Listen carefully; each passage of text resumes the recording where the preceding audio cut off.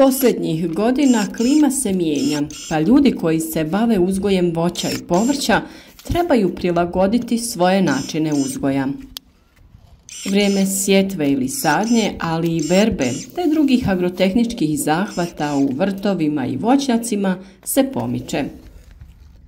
Nešto što smo radili u jesen sada trebamo raditi zimi. Neke biljke koje smo sijali u kasno proljeće sada sijemo ranije. Tako je i sa drugim zahvatima poput orezivanja, tretmana, gnojidbe i drugih agrotehničkih mjera. Ova godina je bila dosta pogodna za razvoj bolesti, pa je velika količina listova razbolila se i opala. Početak jeseni je bio iznadprosječno topao, pa vegetacija nije prestala, te se pojavio novi mladi list. Čak su neke voćke i procvjetale. To je znak da je vegetacija i dalje prisutna i tako će ostati sve do snižavanja temperature i pojave prvih mrazeva. Na to treba obratiti pažnju pri planiranju radova u voćnjaku. U prvom redu tu mislimo na orezivanje voća. U ovom videu pričati ćemo o terminima za orezivanje različitog voća, pa ostanite s nama do kraja videa. Podržite naš rad sa lajkom ispod videa i podijelite video sa prijateljima na društvenim mrežama.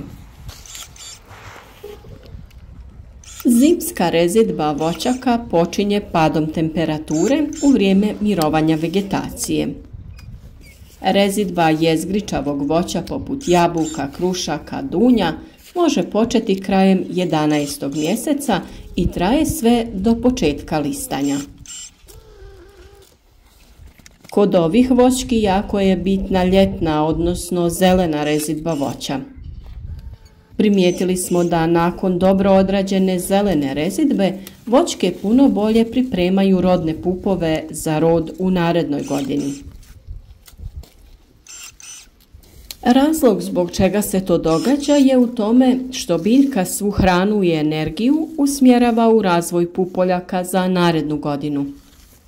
Veliki mladi izdanci koji se često nazivaju vodopije, biljci nisu potrebni u narednoj godini i potrebno ih je što prije ukloniti. Zbog toga je to najbolje uraditi ljeti. Orezivanje koštičavog voća poput šljiva, breskvi, nektarina, trešanja pomiče se prema početku proljeća. Razlog je velika osjetljivost na smrzavanje koja se povećava ako se ranije orezuje. Optimalan trenutak kada treba obaviti orezivanje je poslije opadanja lista. Prednosti orezivanja tokom kasne jeseni su višestruke. Stabla su manje izložena stresu. Prilikom rezidbe ne smetaju listovi i plodovi, te nema insekata. No ako rezidbu niste uspjeli obaviti tokom jeseni, drugi optimalan trenutak je u proljeće, prije bubrenja pupoljaka i kretanja vegetacije. Lupinasto voće, orah i lijeska treba orezivati nakon odbacivanja lišća, pa sve do kraja februara.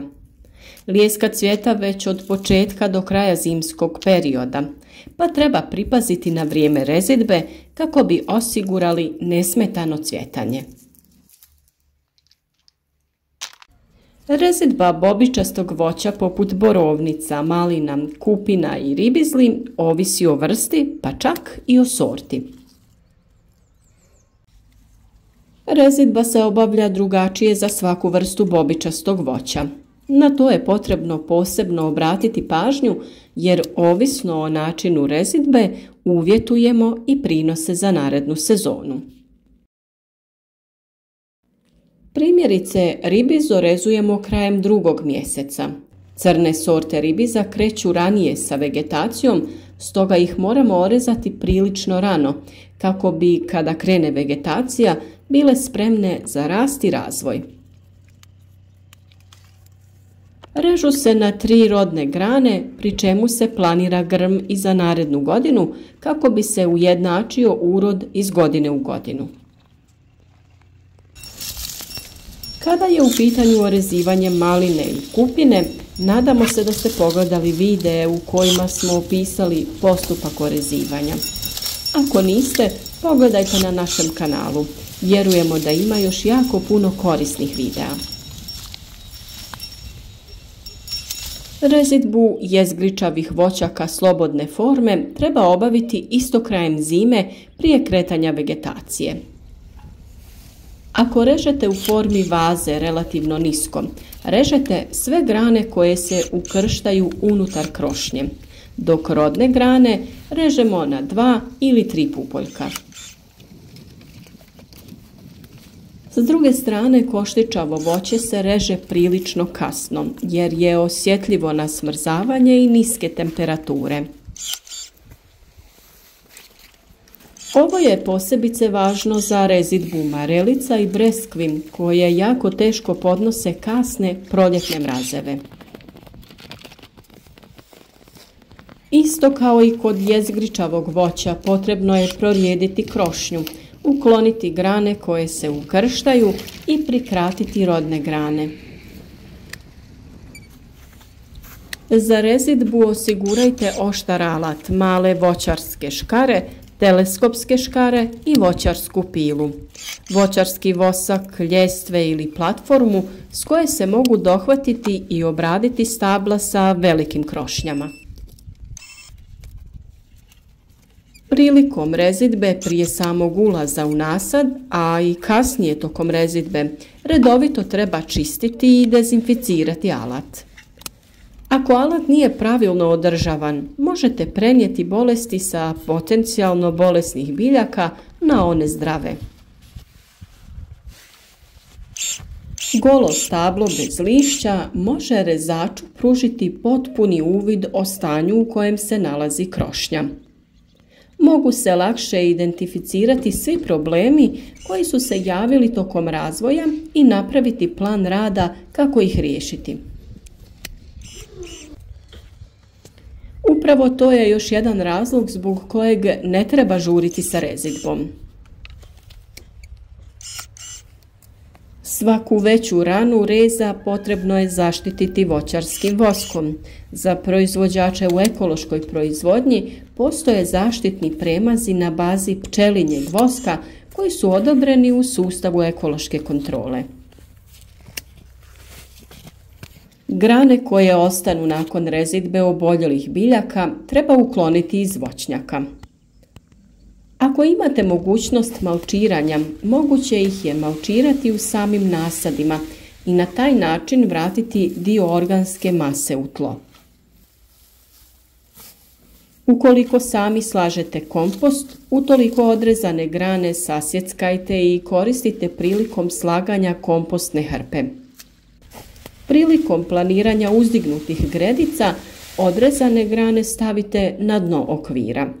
Na njih slažite ostale slojeve potrebne za formiranje proizvodnih uzdignutih gredica. Biljke treba nastojati uvijek rezati u vrijeme opadajućeg mjeseca, kada se voda iz biljaka povlači iz nadzemnog dijela u korijen, jer tako smanjujemo mogućnost curenja biljnog soka i stvaranja povoljnog medija za stvaranje gljivica.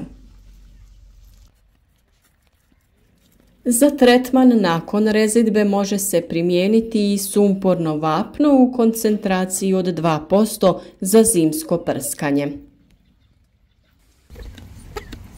Sumporno vapno može se nabaviti na tržištu i primjenjuje se klasičnim prskanjem leđnim ili traktorskim prskalicama. Pored ovakvih preparata postoje i oni na bazi bakra. Prvi tretman treba uraditi kada list opadne na ne previše hladnom danu kada nema vjetra. Iz svega ovoga proizlazi da trebamo pričekati da se spuste temperature zraka, odnosno da biljka vrati vegetacijske sokove u donji dio biljke, to jest prema korijenu. Na taj način će na reznim ranama biti manje biljnih sokova, a u slučaju naglog zahlađenja biljke neće izmrznuti. Nadamo se da su vam videi na našem kanalu od koristi i da ćemo u budućnosti imati još zanimljivih tema. U narednim videima pričati ćemo o načinu orezivanja voća i formiranja krošnje, pa ostanite s nama. Podijelite ovaj video i podržite naš rad sa lajkom.